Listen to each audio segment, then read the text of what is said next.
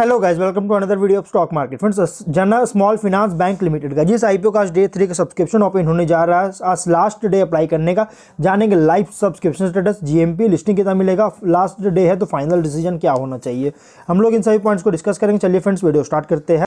तो guys, IPO जो है 7 फेब को ओपन हुआ था और 9 फेब को क्लोज किया जा रहा है आज के दिन। और 570 करोड़ का ये बुक बिल्ड इशू आईपीओ, जिसमें से 462 करोड़ का जो है सो फ्रेश इशू किया जा रहा है, 1.12 करोड़ शेयर्स का इशू करके, और 108 करोड़ का offer for sale, 26 lakh shares का ऑफर फॉर सेल के थ्रू इशू किया जा रहा है।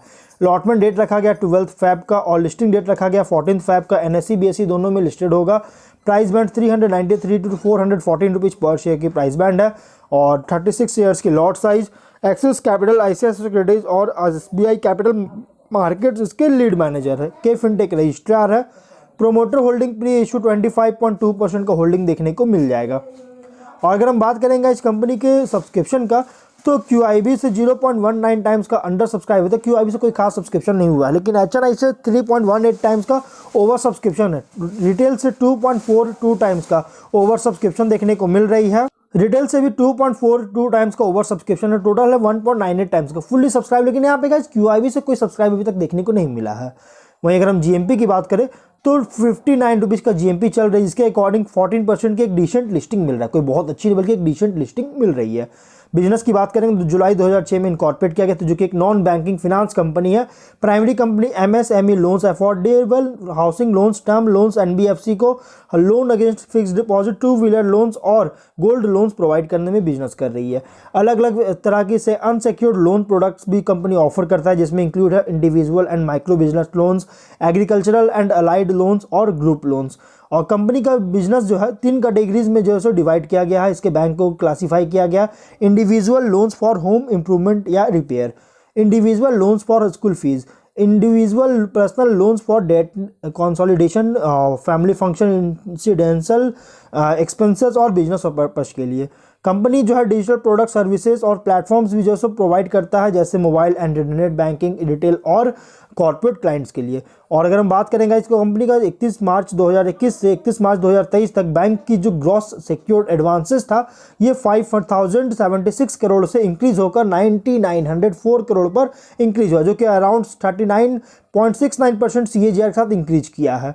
और 31 मार्च के अकॉर्डिंग कंपनी के पास अराउंड 754 बैंकिंग आउटलेट्स है, 22 स्टेट्स और 2 यूनियन टेरिटरीज को कवर करती है, जिसमें इंक्लूडेड 272 जो है सो इन बैंक्ड अनबैंक्ड रूरल सेंटर्स में जो है इसके अवेलेबल है। और पैन इंडिया प्रेजेंस, इसका मतलब है कि कंपनी पैन इंडिया प्रेजेंस है, जिसके कारण कॉन्सेंट्रेशन रिस्क जो है बैंक का वो रिड्यूस करने में हेल्प कर रही है। और बैंक जो है ये ऑलमोस्ट 12 मिलियन कस्टमर्स को 2008 से अब तक 12 मिलियन कस्टमर्स को जो है सर्विस प्रोवाइड कर चुका है। और 31 मार्च के अकॉर्डिंग 4.57 मिलियन एक्टिव कस्टमर्स है। और लास्ट 3 फिस्कल्स में अगर देखिएगा तो बैंक जो है नए कस्टमर्स को ऐड किया है। जैसे 21 में अगर देखा जाए तो लास्ट 3 फिस्कल में देख सकते हैं 0.91 मिलियन का, फिर 0.51 मिलियन, 0.08 मिलियन के नए कस्टमर्स को ऐड किया है। और 31 मार्च के अकॉर्डिंग 18,184 परमानेंट एम्प्लॉय इसमें काम कर रही है। फिनेंशियल की बात करेंगे तो 21 में 2720 करोड़ का रेवेन्यू है, 72.2 करोड़ का प्रॉफिट। 22 में 33,062 करोड़ का रेवेन्यू, 17.4 करोड़ का प्रॉफिट है। फर्स्ट 23 में 3699.8 करोड़ का रेवेन्यू, 255.9 करोड़ का प्रॉफिट है। फर्स्ट हाफ 24 में 2215 करोड़ का रेवेन्यू, 213 करोड़ का प्रॉफिट है। कंपनी का फिनेंशियल अगर देखा जाए ना तो टॉप लाइन में तो एक अच्छी ग्रोथ है, बहुत अच्छी ग्रोथ है, लेकिन बॉटम लाइन में थोड़ा सा 22 में पैंडेमिक के टाइम थोड़ा सा इम्पैक्ट पड़ा था कंपनी को, लेकिन उसके बाद कंपनी बहुत तेज़ी से इंक्रीज किया, बहुत तेज़ी रिकवर करती हुई नजर आई है। कुछ रिस्की पॉइंट्स भी कि अलग अलग रेगुलेटरी अथॉरिटीज़ जैसे RBI, PF, RDA, IRDA, national pension system trust और इन सभी के साथ जो है सो मतलब कि इंस्पेक्शन किया जाता है। और ये नॉन कॉम्प्लायंस है इस ऑब्जर्वेशन के साथ जो होता है ऐसे रेगुलेटरीज के साथ का, तो ये इसके वजह से इसके बिजनेस वगैरह को अफेक्ट कर सकता है। प्लस बैंक जो है रेस्ट्रिक्शंस वगैरह भी लगाए जाते हैं इक्विटी शेयर से, जैसे RBI की इन प्रिंसिपल अप्रूवल, RBI की final approval, SFB licensing guidelines, SFB operating guidelines वगैरह फॉलो करना पड़ता है इसके इक्विटी शेयर से, मतलब कि इससे रिलेटेड जितने भी रेस्ट्रिक्शन बहुत सारे लगाए जाते हैं, तो इसके वजह से भी इम्पैक्ट कर सकता है।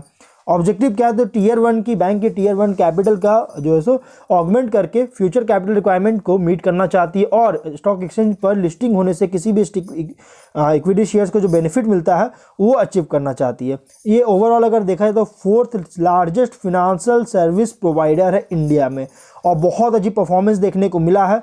कोई डाउट नहीं कि कंपनी 22 में थोड़ा सा मार्जिन में सफ़र किया था जनरल ट्रेंड्स के अकॉर्डिंग पैंडेमिक के कारण, लेकिन उसके बाद फिर कंपनी बहुत तेज़ी से इंक्रीज़ किया और इसके अकॉर्डिंग का रीजनेबल प्राइस रखा गया। इसलिए अगर आप इसको मीडियम टू लॉन्ग टर्म के लिए इन्वेस्टमेंट करने का सोच रहे हो तो आप इसमें अप्लाई कर सकते हैं। तो हम लोग वीडियो को यहीं पे एंड करते हैं। अगर कोई डाउट है कमेंट बॉक्स में पूछे। मिलते हैं नेक्स्ट वीडियो में। Till then bye bye.